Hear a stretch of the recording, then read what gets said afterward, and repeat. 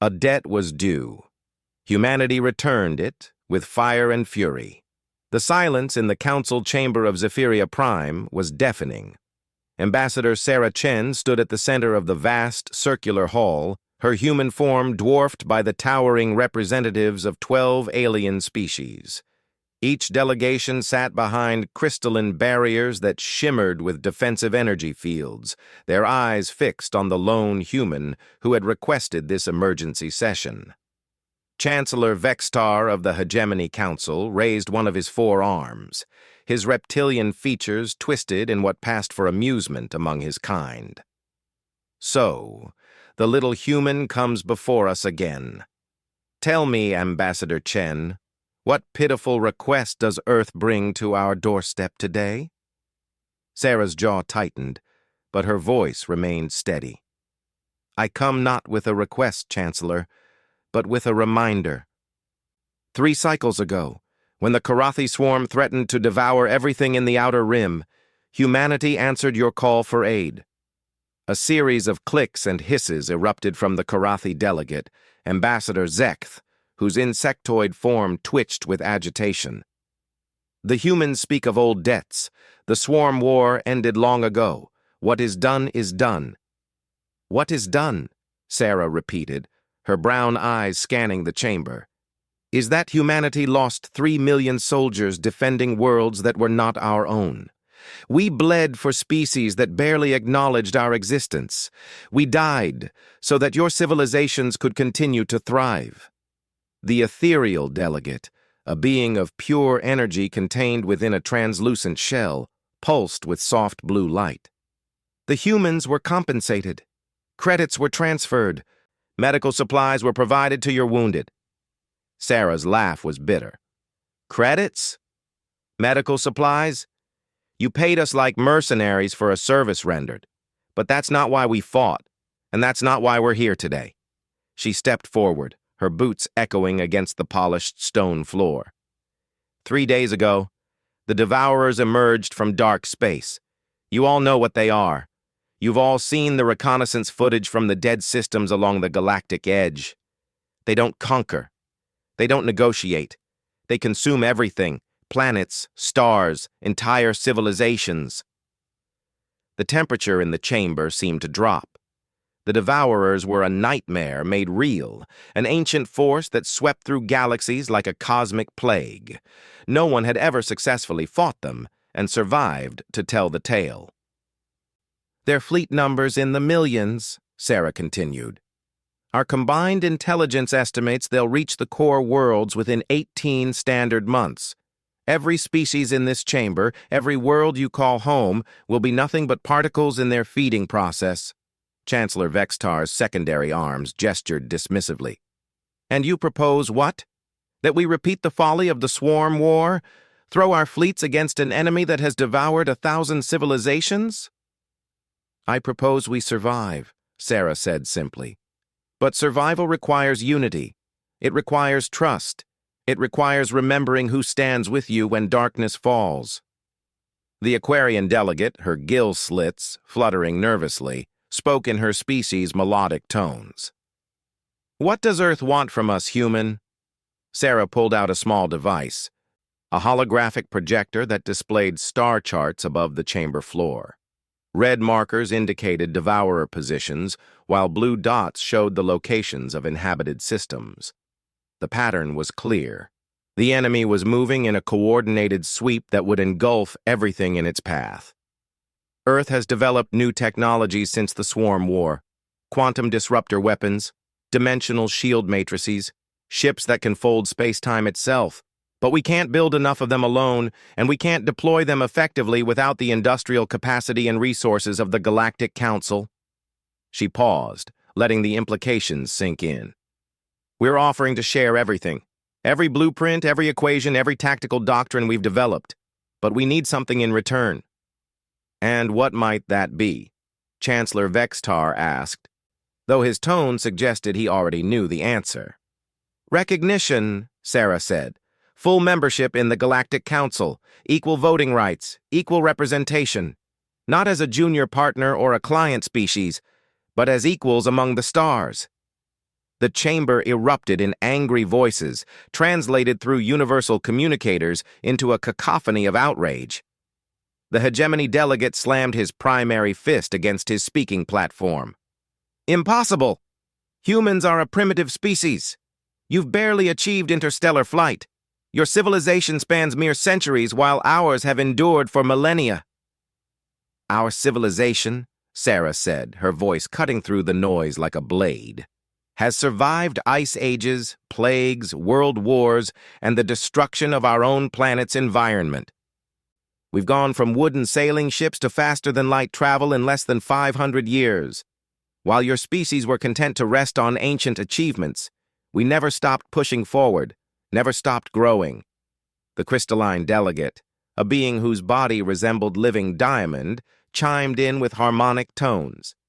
Even if we were to consider such an arrangement, how do we know your technologies are as advanced as you claim? Sarah smiled for the first time since entering the chamber. It wasn't a pleasant expression. 3 hours ago, a Devourer scout fleet entered the Kepler sector. 12 ships, each the size of a small moon. They were moving toward the agricultural world of Harvest Prime, home to 6 million Terran colonists. She manipulated the holographic display, showing real-time sensor readings. The colonists couldn't evacuate. They couldn't fight. They couldn't run. All they could do was send out a distress signal and wait to die. The chamber fell silent again, the weight of impending tragedy settling over the assembled delegates like a shroud. The nearest council fleet was 8 hours away, Sarah continued. The nearest hegemony battle group was 12 hours out. By every calculation, by every strategic assessment, Harvest Prime was already dead. She touched the projector again, and new data streams appeared. But humanity doesn't abandon its own. 1 hour ago, the experimental dreadnought Prometheus dropped out of quantum fold space directly in the path of the Devourer fleet. The hologram shifted to show weapon signatures, energy readings that made several delegates gasp in shock. 12 Devourer ships. 1 human vessel. The engagement lasted exactly 47 minutes. When the tactical display cleared, only 1 ship remained operational. The human dreadnought hung in space above Harvest Prime, its hull scarred but intact, while the debris of 12 enemy vessels drifted in expanding clouds around it. Impossible, whispered the Karathi delegate. No single ship has ever defeated a Devourer fleet. No single ship of your design, Sarah corrected. The Prometheus utilized quantum disruptor arrays that tear apart matter at the subatomic level. Its shields operate on dimensional frequencies that Devourer weapons can't penetrate.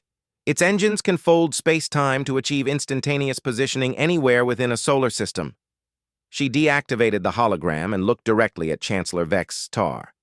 That's just 1 ship, built with resources from 1 human world. Imagine what we could accomplish with the industrial might of the entire council behind us. Imagine fleets of such vessels, coordinated through quantum communication networks, deploying strategies that no enemy has ever encountered. The silence stretched for long moments. When Chancellor Vextar finally spoke, his voice had lost much of its earlier arrogance. And if we refuse? If we deny your request for full membership? Sarah's expression didn't change, but something cold flickered in her eyes. Then humanity will do what it has always done. We'll fight our own battles, protect our own worlds, and survive whatever comes. But we'll remember who stood with us when we offered partnership, and who chose pride over survival. She turned toward the chamber's exit, her footsteps echoing in the vast space. The Devourer main fleet will reach the outer colonies in 14 months. You have 72 hours to decide whether you want allies in that fight or whether you prefer to face extinction alone. As the doors sealed behind her, the delegates sat in stunned silence, each contemplating a future where the young, aggressive species from the small blue world might be their only hope for survival. Outside the chamber, Sarah Chen walked through the corridors of power, knowing that everything would change in the next 3 days. The debt humanity had paid in blood during the Swarm War was about to be called in, with interest. And this time, The payment would be made in full recognition, or not at all. A debt was due. Humanity returned it with fire and fury. Admiral Marcus Reynolds stood on the bridge of the Earth Defense Force flagship, Indomitable, watching the tactical displays with practiced calm. 68 hours had passed since Ambassador Chen's ultimatum to the Galactic Council, and the silence from Zephyria Prime spoke volumes. Around him, his bridge crew worked with quiet efficiency, their movements precise, despite the tension that filled the air like static electricity. "Admiral," called out Communications Officer Janet Torres, "we're receiving priority signals from 17 human colonies. Long-range sensors are detecting massive gravitational anomalies consistent with devourer movement patterns. They're ahead of schedule, sir." Reynolds nodded grimly. The intelligence estimates had been optimistic at best. The devourer fleet wasn't waiting for the Council to make its decision. "How long until they reach our first defensive line?" 8 days, sir. Maybe 7 if they maintain current acceleration curves." The Admiral turned to his tactical officer, Commander Liu Wei, whose face remained expressionless despite the magnitude of what they were facing. "Status on the fleet modifications? All 12 dreadnoughts have been refitted with quantum disruptor arrays. The dimensional shield generators are online across 80% of our battle fleet. The new fold space engines are operational on 37 capital ships." Liu paused, consulting his display. "Sir, it's not enough. Even with our technological advantages, we're outnumbered 3,000 to 1. "Then we'll have to be 3,000 times better," Reynolds said quietly. "What about the surprise packages from the Prometheus project?" A slight smile crossed Liu's face, the first emotion he'd shown all day. "All 6 Wraith-class stealth carriers are ready for deployment. The new fighter craft are impressive, sir. The pilots are calling them Reaper squadrons." Reynolds allowed himself a moment of satisfaction. The Wraith carriers were humanity's answer to impossible odds. Ships that could slip through dimensional barriers undetected, carrying fighter craft armed with weaponry that could punch holes in reality itself. Each Reaper fighter was piloted by volunteers who had trained in simulators that pushed human reflexes beyond their natural limits. "Signal from the Council chambers, Admiral," Torres announced, her voice tense. "Ambassador Chen is requesting immediate communication." The main viewer shifted to show Sarah Chen's face, and Reynolds could see the exhaustion in her eyes. Behind her, the ornate corridors of the Council building were filled with frantic activity as delegates and their retinues hurried between meetings. "Admiral, the Council has reached its decision," she said without preamble. "They're offering us associate membership with limited voting rights and access to their industrial networks, but full membership is still off the table." Reynolds felt his jaw clench. "Not good enough." "I know. But there's more. Intelligence sources suggest several member species are already preparing to evacuate their core worlds. The hegemony is moving its entire governmental apparatus to the far side of their territory. The Crystalline Collective is shuttering mining operations and pulling back to their homeworld's defensive grid. "They're running," Reynolds observed, "abandoning the outer colonies to buy themselves time." "Worse than that," Chen replied. "They're expecting us to hold the line for them.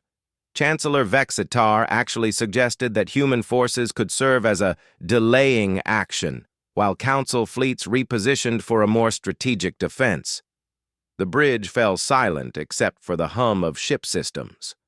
Reynolds could feel the anger radiating from his crew, the same cold fury that had been building in human space ever since the Council's response became clear. They were being asked to die as cannon fodder, while their supposed allies preserved their own strength for a fight they might never have to face. "Admiral," Chen continued, "I've been authorized to present our final position to the Council. We're withdrawing the offer for technological sharing. Humanity will defend its own worlds using its own resources. If the Council wants our help against the Devourers, they can apply for it through proper diplomatic channels, after recognizing our full sovereignty." Reynolds smiled, and it was not a pleasant expression. "Understood, Ambassador. Please inform the Council that human forces are redeploying to defensive positions around our colonies. We'll have no resources to spare for delaying actions." After the communication ended, the bridge remained quiet for several moments. Then Commander Liu spoke up. "Sir, we're really doing this? Fighting the Devourers alone?" "Not alone," Reynolds corrected. "The colonies on the rim have been asking for independence for decades. The mining stations in the asteroid fields have their own security forces. The research stations have been developing weapons the Council never dreamed of. We're not just humanity anymore, Commander. We're the Human Federation." He turned to address the entire bridge crew. "Send word to all fleet commanders. Operation Prometheus is now active. Deploy the Wraith carriers to the following coordinates." The tactical display shifted to show a three-dimensional map of local space. Red markers indicated predicted Devourer approach vectors, while blue icons showed human defensive positions. But now there were new symbols appearing. Purple dots that represented the stealth carriers moving into position along routes no enemy would expect. "Sir," Torres called out, "we're receiving communications from several non-Council species, the renegade clans in the Outer Spiral, the Free Traders Alliance, even some of the exile fleets that left Council space decades ago. They're offering military support." Reynolds raised an eyebrow. "How many ships are we talking about?" "Conservative estimate? Maybe 800 vessels of various classes. Not all of them are military grade, but they're armed and they're angry about being ignored by the Council for so long. And the Zephyrian Liberation Movement has declared their independence from the hegemony," added Lieutenant Parker from the intelligence station. "They're bringing 12 battle cruisers and a support fleet.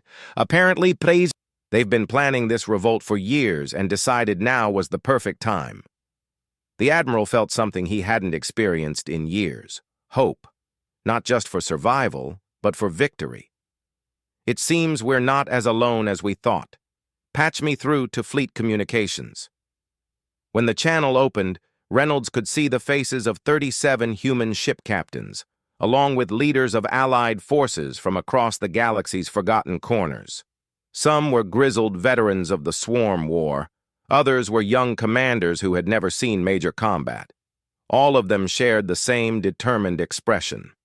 "Ladies, gentlemen, and honored allies," Reynolds began, "in 6 days, the Devourer advance fleet will reach our defensive perimeter.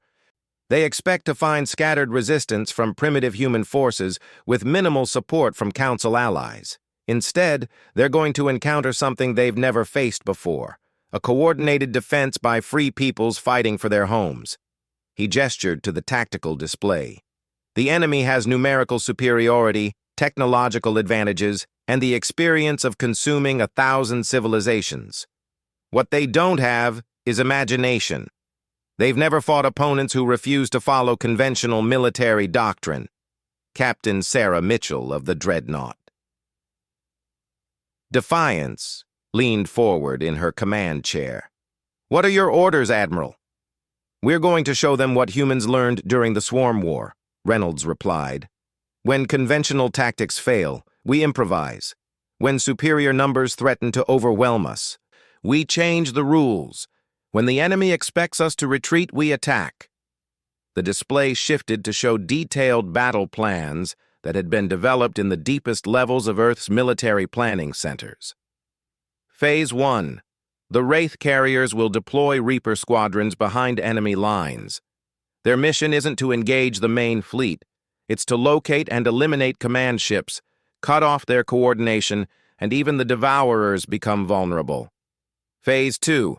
Our main battle line will engage using quantum disruptor weapons, but we won't be trying to win a conventional battle. Every shot we fire, every maneuver we make, will be designed to drive the enemy fleet toward specific coordinates. Captain Torres of the Retribution studied the tactical data streaming to her ship. "Those coordinates, Admiral, Those are dimensional weak points. Natural fractures in space-time. Reynolds nodded. The Prometheus project discovered that Devourer technology relies heavily on drawing energy from subspace.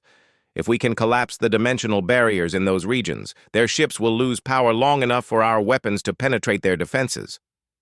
And Phase 3? Asked Commander Reyes of the Allied cruiser. Free spirit. The Admiral's smile was predatory. Phase 3 is where we demonstrate the difference between conquest and survival. The Devourers have consumed civilizations by overwhelming them with superior force. They've never encountered an enemy willing to sacrifice everything for victory. He paused, letting the weight of his words settle over the assembled commanders. At 800 hours tomorrow, we begin the largest evacuation in human history. Every non-essential civilian will be moved to protected systems beyond the defensive line. Every civilian transport will be converted to carry quantum mines. Every space station will be rigged for controlled demolition. The realization hit them all at once. Reynolds wasn't just planning to fight the Devourers, he was planning to deny them everything they came to consume. When they break through our defensive line, and they will break through, they'll find empty worlds, poisoned resources, and space mines that detonate on a quantum level. Every meter they advance will cost them more energy than they can harvest from their conquest. Captain Mitchell's voice was quiet but steady. Sir, are you saying we're going to scorch our own territory?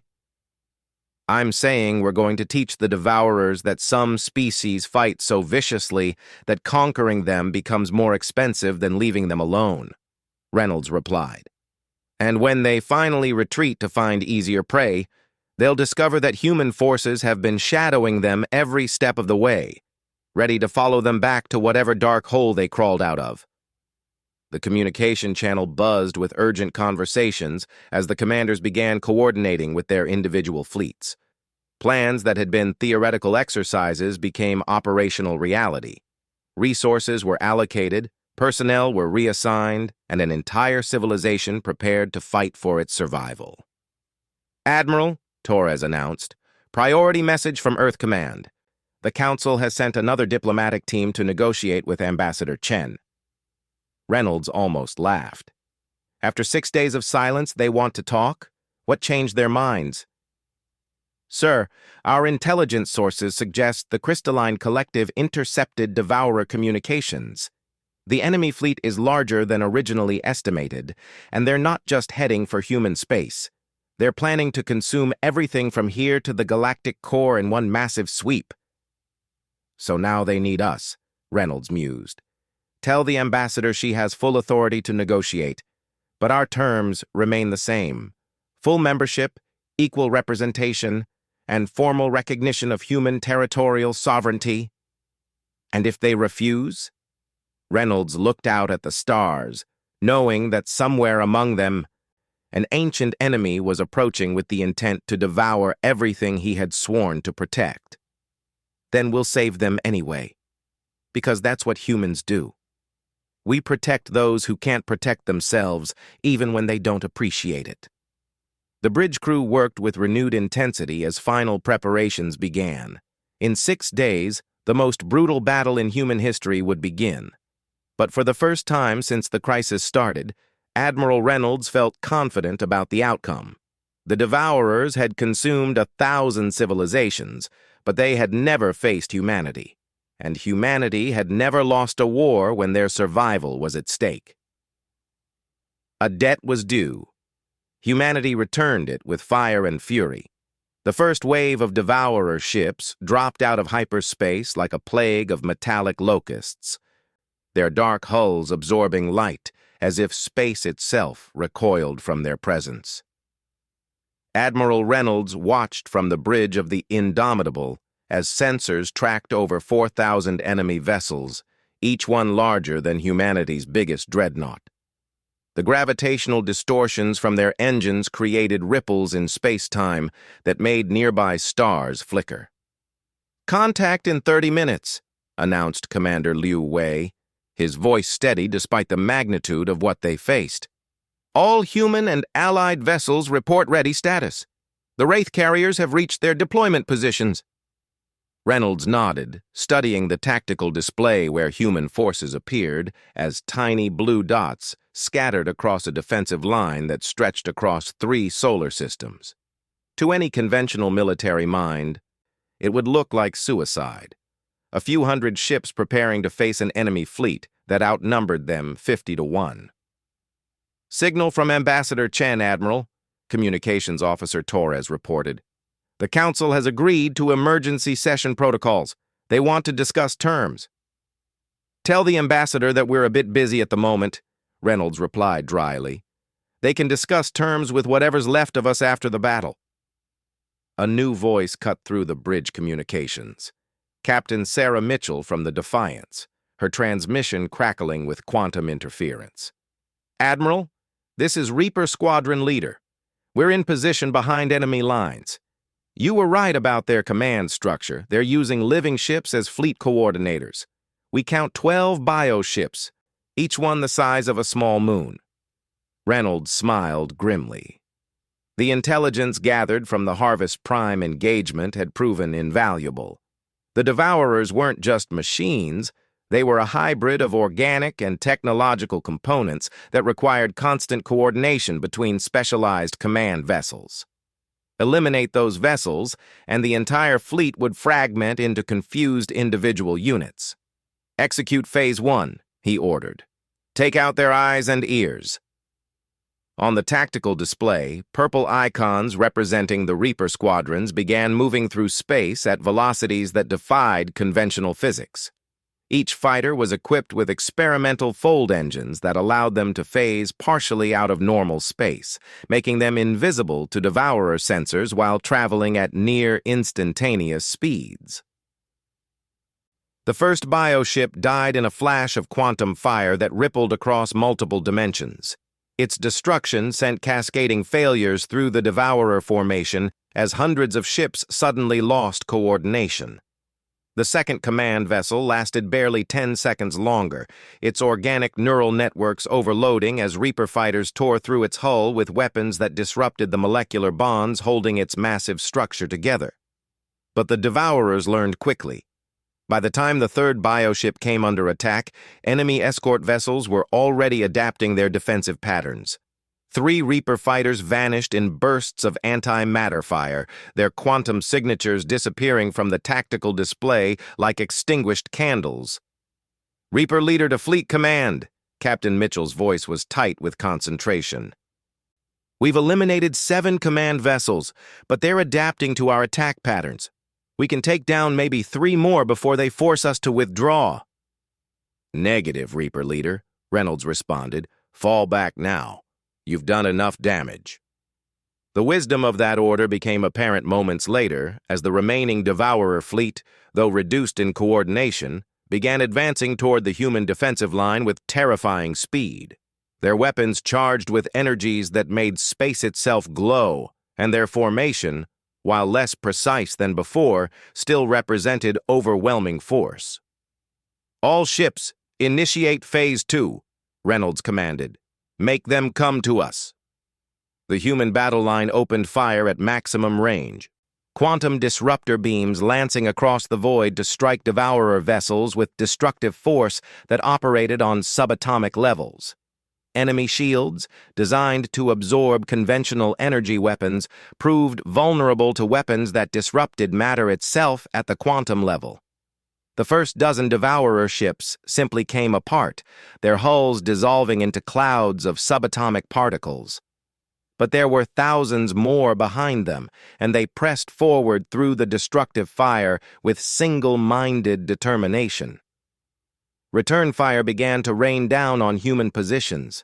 Coherent energy streams that could vaporize entire city blocks, gravitational missiles that crushed their targets into neutron-dense spheres, and exotic weapons that attacked the fundamental forces holding matter together.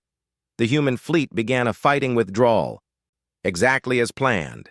Ships took damage, some were destroyed, but the survivors continued to pour fire into the advancing enemy, while gradually falling back toward predetermined coordinates.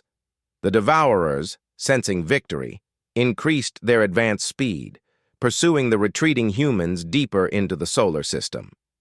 Phase 3 coordinates reached, announced Lieutenant Parker.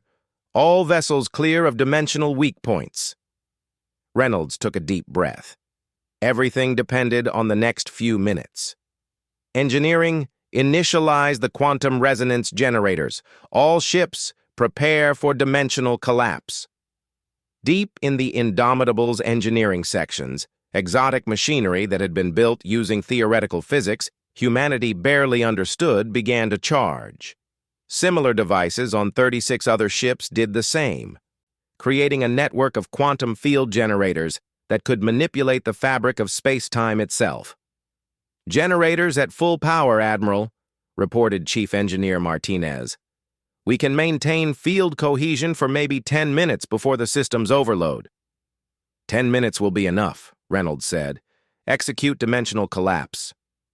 Space itself seemed to hiccup as the quantum generators fired simultaneously. The dimensional weak points that human scientists had mapped throughout the system suddenly became tiers in reality, creating zones where the laws of physics operated according to different rules. Devourer ships caught in these areas found their power systems failing as the subspace energy they relied on became inaccessible. For a brief moment, the tide of battle turned. Human forces poured concentrated fire into the disabled enemy vessels, and the space around the weak points filled with the debris of destroyed Devourer ships. But the effect was temporary. The ancient enemy began adapting again, modifying their power systems to operate on conventional fusion rather than subspace energy extraction. "Admiral," Liu Wei called out urgently, "the dimensional effects are destabilizing faster than predicted. And we're detecting massive energy readings from the rear of the Devourer fleet. They're bringing up something big." The tactical display updated to show a new contact, a Devourer vessel so large it defied comprehension. The ship was the size of a small planet, its hull studded with weapons that could crack moons in half. This was a harvester, a ship designed to consume entire worlds and convert their mass into raw energy for the fleet. "Well," Reynolds said quietly, "that changes things. All ships, prepare for Phase 4. "Sir," Commander Liu looked confused. "There is no Phase 4 in the operational plan." Reynolds smiled, and for the first time since the battle began, it was a genuinely happy expression. "There is now. Signal to all civilian transports. Initiate Prometheus Protocol." Across the system, hundreds of seemingly helpless civilian vessels that had been fleeing the battle suddenly changed course. Their cargo holds, supposedly filled with refugees, opened to reveal something entirely different. Quantum mines the size of small buildings began deploying in carefully calculated patterns, each one containing enough explosive force to shatter asteroids. But these weren't conventional weapons. Each mine was equipped with dimensional anchor points that would prevent the explosion from dissipating across multiple space-time layers. When they detonated, all of their energy would be released in normal space, creating destructive effects that could damage even Harvester-class vessels. The Devourer fleet found itself advancing into what appeared to be empty space, only to discover they were flying through the largest minefield ever created. Explosions began rippling through their formation as quantum mines detonated in sequence, each blast triggering others in an expanding chain reaction of destruction. The Harvester, seemingly invulnerable in its massive bulk, shuddered as multiple quantum explosions erupted against its hull. For the first time in the battle, a Devourer vessel showed signs of genuine damage, its biomechanical hull cracking under the assault of weapons that attacked the fundamental forces holding its matter together. "Now we show them what humans do when we're really angry," Reynolds said. "All ships, full advance, target the Harvester." The human fleet, reinforced by allied vessels from across the galaxy's forgotten corners, swept forward in a coordinated assault that had been planned down to the second. Dreadnoughts armed with quantum disruptors focused their fire on specific points along the Harvester's hull, while cruisers and destroyers engaged the escort vessels, trying to protect their massive flagship. The battle that followed would be remembered as the moment humanity announced its arrival as a galactic power. Ships that should have been destroyed by superior firepower somehow survived long enough to deliver killing blows to enemy vessels. Human captains pulled maneuvers that violated standard tactical doctrine, using their ships like guided missiles when conventional weapons failed. The tide turned when Captain Mitchell, her ship critically damaged and losing atmosphere, made a decision that defined human warfare. The Defiance, its hull breached in a dozen places, accelerated directly toward the Harvester's main weapon array at maximum velocity. At the last moment, she detonated her ship's quantum reactor, creating an explosion that punched a hole completely through the massive vessel. "For humanity!" was the last transmission from the Defiance, before it disappeared in a burst of coherent energy that could be seen from 3 star systems away. The Harvester, mortally wounded, began to list as internal explosions cascaded through its hull. Secondary detonations rippled across its surface as backup systems failed and emergency containment fields collapsed. When the end came, the destruction was visible as a new star briefly outshining the system's primary sun.